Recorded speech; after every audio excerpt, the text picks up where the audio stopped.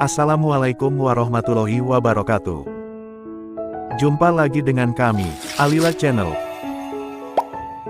Gembira dan bahagialah.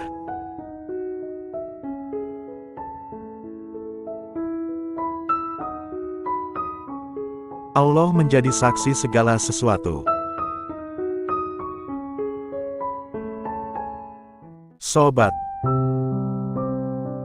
sebagai umat Islam kita meyakini bahwa Allah Azza wa Jalla Maha mengetahui segala sesuatu. Dialah pihak ketiga ketika kita hanya berdua. Dialah yang kedua ketika kita hanya sendirian. Dan dialah yang tidak pernah salah dalam menilai. Dengan begini maka, yakinlah Allah sebagai saksi segala sesuatu. Dan diskusi kita mulai dari sini. Sobat, sebagai umat Islam kita meyakini bahwa Allah senantiasa ada dan mengetahui hamba-hambanya yang beriman dan bertawakal kepadanya. Dengan meyakini hal tersebut maka akan muncul ketenangan batin. Sehingga saat menghadapi masa-masa sulit, hati menjadi lebih tenang dikarenakan kita mengingat Allah. Sobat, sebagai manusia, memilih jalan kebaikan bukanlah hal yang mudah. Memilih jalan kebenaran tak akan lepas dari hambatan bahkan gangguan.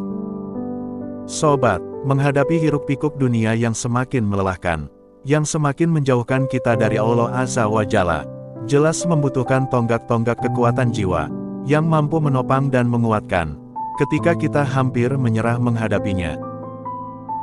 Sobat, dengan kondisi yang demikian itu, dan untuk kembali menguatkan jiwa kita, tidak ada cara lain kecuali kembali kepada keyakinan kita, bahwa Allah yang Maha Tahu tidak akan pernah meninggalkan hambanya yang beriman. Sobat, Allah tidak menciptakan kita untuk berjalan sendirian tanpa arah.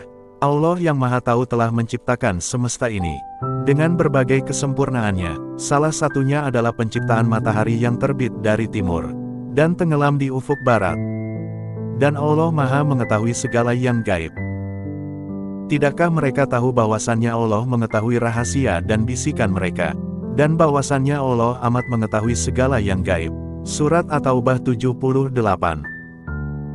Sobat, dari ayat ini kita diingatkan oleh Allah bahwa kita sebagai manusia bisa berbuat semau kita di muka bumi ini, dan Allah akan melihatnya baik yang terang-terangan, maupun perbuatan yang kita lakukan dengan sembunyi-sembunyi. Katakanlah, jika kalian menyembunyikan apa yang ada di dalam dada hati kalian atau kalian menamparkannya, pasti Allah mengetahui. Allah mengetahui apa-apa yang ada di langit dan apa-apa yang ada di bumi, dan Allah Maha Kuasa atas segala sesuatu. Surat Ali Imran 29. Sobat, dari ayat ini Allah mengisyaratkan kepada kita bahwa cukuplah Allah sebagai saksi segala sesuatu, dan Allah tidak akan salah dalam menilai sesuatu. Sobat, seandainya saat ini kita sedang duduk di kursi pengadilan, berhadapan dengan seorang hakim yang sedang mengadili kita atas kesalahan yang telah kita lakukan sebelumnya, disertai saksi yang siap menjawab pertanyaan-pertanyaan, maka mungkin kita pun akan bisa membayangkan betapa menyesal dan malunya kita saat itu. Atau mungkin saja ada di antara kita merasa tak bersalah sama sekali, hingga bahkan tanpa ragu untuk berbohong, hanya demi untuk keselamatan yang sementara. Memang demikianlah kenyataan-kenyataan pengadilan manusia di dunia ini, di mana kita masih bisa berbohong untuk menghindari hukuman. Bahkan sang hakim sendiri pun juga terkadang bisa salah dalam memberikan keputusannya, meskipun kita telah berusaha mengatakan kebenarannya. Sobat, meskipun demikian kelak di dalam pengadilan yang sesungguhnya, pada hari yang sangat berat dan panjang, ketika Sang Maha Hakim justru sekaligus menjadi saksi, yang mana telah menyaksikan sendiri segala perbuatan kita selama di dunia ini, maka ketika itulah kita tak mungkin bisa menghindar.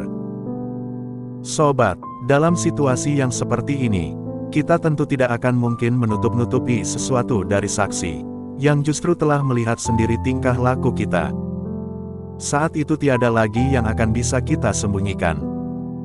Dengan kata lain Sang Maha Hakim akan mengadili dengan sangat tepat, tanpa meleset sedikitpun meskipun hanya setitik maksiat di dalam hati. Sobat, pada hari yang berat tersebut, semua dari kita akan dikumpulkan setelah dibangkitkan dari kematian. Lalu masing-masing dipanggil untuk diberi sebuah kitab catatan, yang menceritakan dengan sangat terperinci segala amal perbuatannya selama di dunia ini. Semuanya akan diperlihatkan dengan sangat jelas di dalam catatan kitab tersebut. Dan diletakkanlah kitab catatan amal, lalu kamu akan melihat orang-orang yang bersalah ketakutan terhadap apa yang tertulis di dalamnya, dan mereka berkata, "Aduhai celaka kami, kitab apakah ini yang tidak meninggalkan yang kecil, dan tidak pula yang besar, melainkan ia mencatat semuanya. Dan mereka dapati apa yang telah mereka kerjakan ada tertulis di dalamnya. Dan Tuhan tidak menganiaya seorang jua pun." Surat Al-Kahfi, 49. Demikianlah Allah memberitakan tentang kehidupan yang nyata setelah mati. Dan akan kita dapati bahwa kesengsaraan yang kita alami di dunia ini ternyata tak akan berarti apa-apa jika dibandingkan dengan kesengsaraan di akhirat kelak. Dan demikianlah mungkin kurang lebih perumpamaan masa hidup di dunia dibandingkan dengan masa hidup di akhirat kelak. Pada hari mereka melihat hari kebangkitan itu, mereka merasa seakan-akan tidak tinggal di dunia melainkan sebentar, di waktu sore atau pagi hari saja. Surat An-Naziat, 46.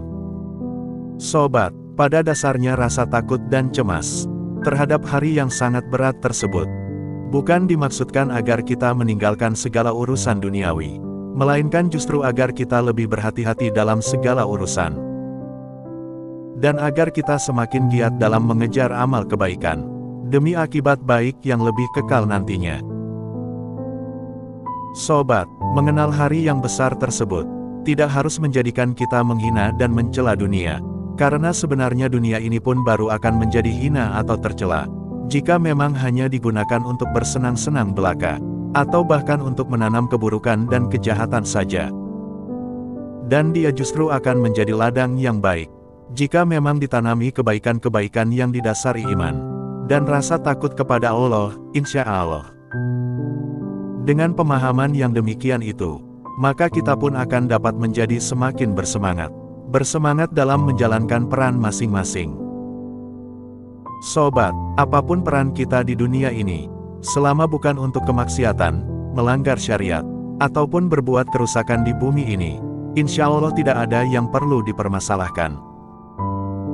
Sobat, Islam tidak pernah melarang perkara-perkara yang baik, melainkan yang dilarang adalah membesar-besarkan perkara dunia tersebut hingga kita mengecilkan perkara akhirat, yang sebenarnya lebih besar dan berat.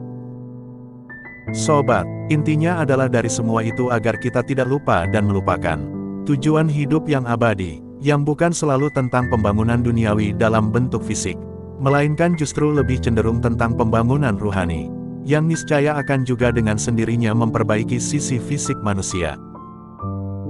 Semoga Allah senantiasa menganugerahi kita akan kedekatan dan kebersamaannya dengan kita, bahwa senantiasa Dia menyaksikan kita, dan semoga Dia mengampuni kita atas segala kesalahan. Amin.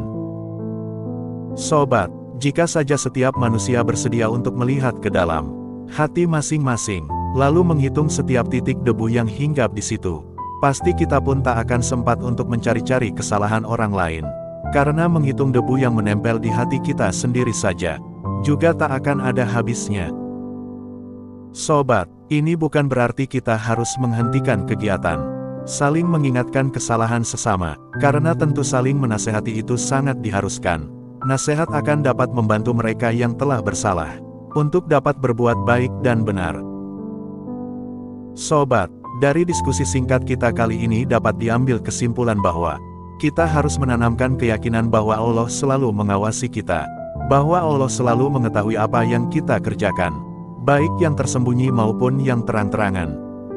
Dengan begini maka kita akan selalu menjalani hidup ini dengan penuh kehati-hatian, memberikan semangat kepada kita untuk berbuat yang terbaik dengan selalu melakukan kebaikan, dan menjalani kehidupan ini dengan penuh ketakwaan kepada Allah, guna mendapatkan kebahagiaan hidup di dunia dan akhirat. Amin. Tidakkah kamu perhatikan bahwa sesungguhnya Allah mengetahui apa yang ada di langit dan yang ada di bumi? Tiada pembicaraan rahasia antara tiga orang, melainkan Dialah yang keempatnya, dan tiada pembicaraan antara 5 orang melainkan Dialah yang keenamnya, Dan tiada pula pembicaraan antara jumlah yang kurang dari itu, atau lebih banyak, melainkan Dia ada bersama mereka. Kemudian Dia akan memberitakan kepada mereka pada hari kiamat apa yang mereka kerjakan. Sesungguhnya Allah Maha mengetahui segala sesuatu. Surat Al-Mujadilah 7. Semoga Allah senantiasa menganugerahi kita ingatan akan kedekatan dan kebersamaannya dengan kita. Amin. Terima kasih. Semoga bermanfaat. Jangan lupa untuk like, share, dan subscribe. Wassalamualaikum warahmatullahi wabarakatuh.